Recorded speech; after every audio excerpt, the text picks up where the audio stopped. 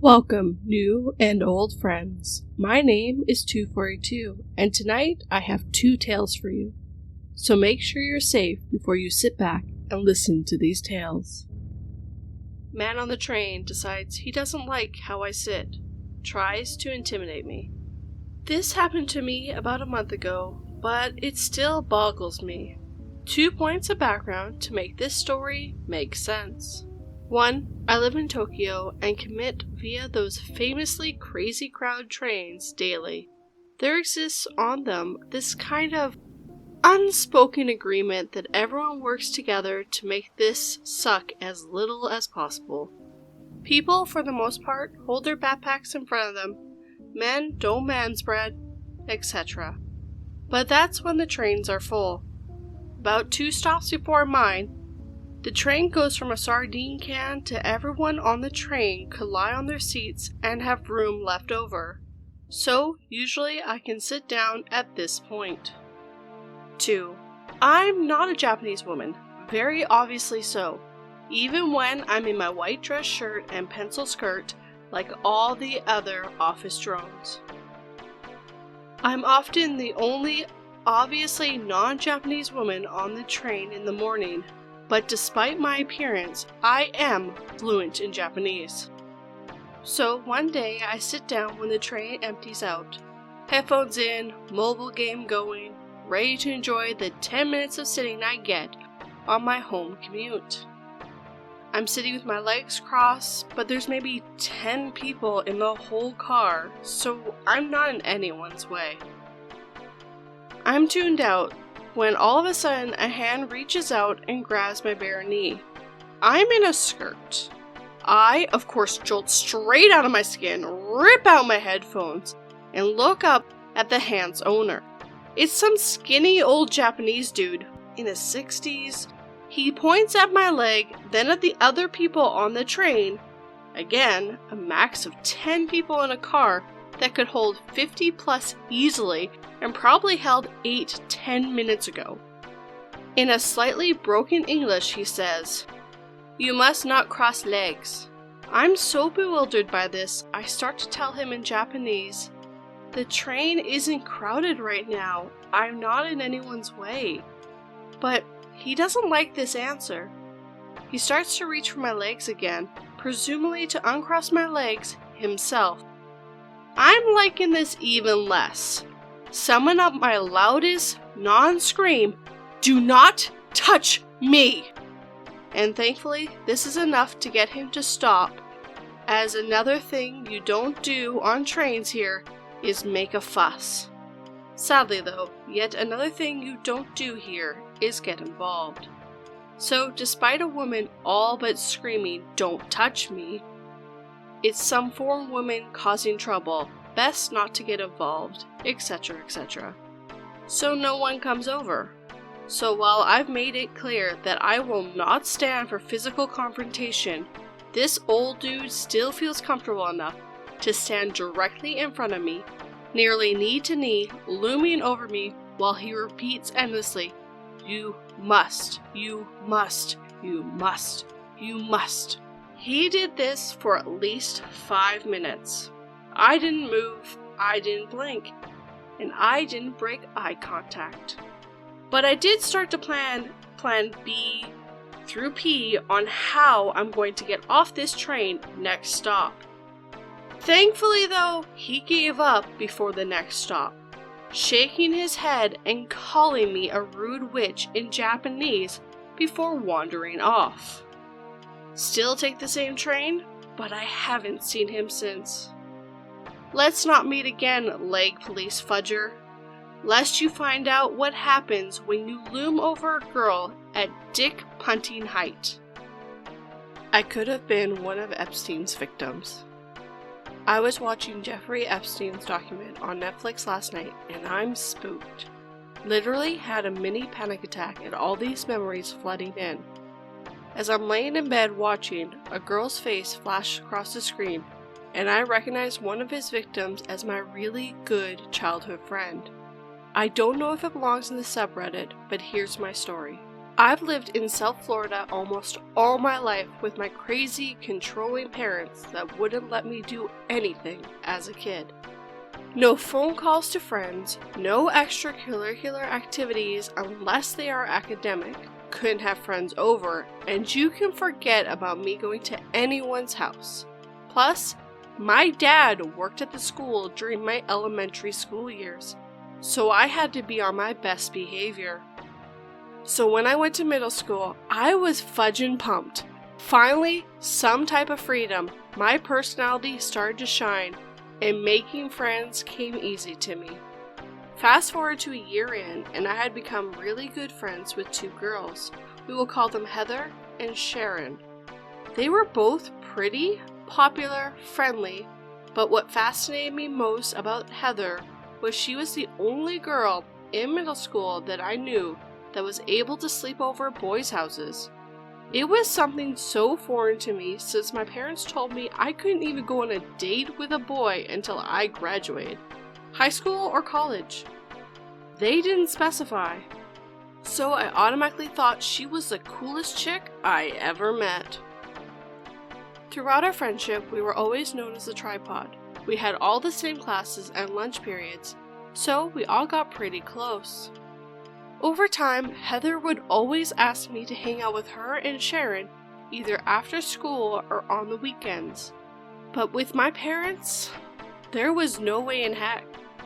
I did attempt multiple times to ask for permission, with no success each time. Not even a maybe. I was so bummed because I always felt left out having Heather and Sharon hang out without me. Something I would eventually become grateful for. One day, while sitting in the courtyard for lunch, Heather pulled me aside and asked me what I thought about skipping school for one day. I instantly freaked out at the thought of the automatic message the school calls home with to let your parents know you weren't at school. If my parents ever got that, my ass would be toast. So I shut that idea down right away. Kinda laughed it off because there's no way to pull it off. But she literally would not stop asking. So eventually she convinced me and we were ready to start the planning.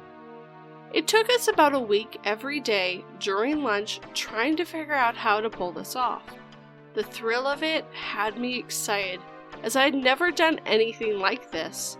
The plan was to have my mom drop me off at school as usual and have the girls there waiting for me, and we would just simply walk off to the gas station that was near the school and have one of Heather's friends pick us up. Not sure how I planned to dodge the school call, but whatever. Oh, and I forgot to add, Heather made a point several times to remind me that I needed to wear something that would give me an innocent look. I blew this off because I was already 13 years old. I looked innocent enough. Plan goes smoothly and we're walking to the gas station, but as we're walking, Heather's cell phone is blowing up. Like constant phone calls and texts coming through. Each one she answers, just meet us at the gas station like we usually do. At this point, I'm confused because I thought it was supposed to be the tripod hanging out that day. As we get closer to the gas station, I see a group of 7 other girls standing there, and they're around my age range, 12 to 14 years old. Some girls I've seen around school, others I don't recognize, but they all perk up when they see Heather walk up. All of a sudden, Heather yells, "Who wants to make some money?" And almost all the girls raise their hand and start cheering. I grab Sharon and ask her what she's talking about. And the look Sharon gives me is one I'll never forget. It was like she was saying, "Get out now while you can." It just made me very uncomfortable, and she never ended up saying anything. It was just weird, a big group of young girls who should be in school just hanging at a gas station. As we stand there, 2 black Lincoln Town cars pull up and make a sudden stop right in front of us. Heather starts to number the girls and tell the first group to get in the first car, and as they do, the car speeds away. The other one slowly rolls the window down, and I see this older man with sunglasses on, just sitting there, smiling. He asks if we're ready to go to a mansion, which excites the other two girls standing right behind me. He opens the door and they both jump in, followed by Sharon. Heather is standing next to me and nudges me to go on, but as she does, I start to go off on her, asking her what the heck is going on? Where are we going? Who is this man, and why didn't she mention this in any of her plans? She's looking almost annoyed at me and says, "Out of all the girls I bring, you're the only one that gives me a problem. I thought you would want to get out and finally have some fun, and with your body, you could make a killing." At the time, I was so naive, I didn't know exactly what she meant, but by the tone of her voice and how pressured she was making me feel, I ended up backing out and ran back to school. As embarrassed as I felt for bailing on my friends, I feared my mom and her belt a lot more. Plus, going off in a car with someone I've never met before screamed stranger danger. I am so grateful that my parents put that fear in me, or else I don't know if I would have made this smart decision. After that, I barely hung out with Heather again. She tried a few more times, but I just got bad vibes from her and cut her off. But I always saw her randomly walk out of school towards the gas station, always with a group of girls. Sharon, on the other hand, she started to spiral into depression slowly. She would only hang out with Heather and would cling to her like a lost puppy. I noticed she would miss school more frequently, until one day she just stopped coming altogether. Years later, I found out she committed suicide, and recently, after watching the documentary, I'm convinced she was one of Jeffrey Epstein's victims, and Heather was one of his recruiters. Edit. Should have mentioned this happened in 2004 in West Palm Beach. I reached out to the only childhood friend I stay in contact with, and she confirmed that it was in fact my friend whom we went to middle school with in the documentary. Since this morning, I've contacted a friend in law enforcement to see if I can speak with someone about what I know. Even the little information I have could help out in some way. As for Sharon, I never met anyone in her family or had any contact information, as I was major lockdown back then, and it was 16 years ago. Still, trying to track them down to see if they knew about any of this. It could help explain why she might have taken her life. I'll keep you updated. That leaves us to the end of our tales, my friends. If you enjoyed them, then hit that like button and make sure it feels it. You want to hear more? Then make sure you subscribe and turn that bell to all notifications. And of course, leave me a comment on what you think. And come back this Thursday for our day tales. Good night, my friends.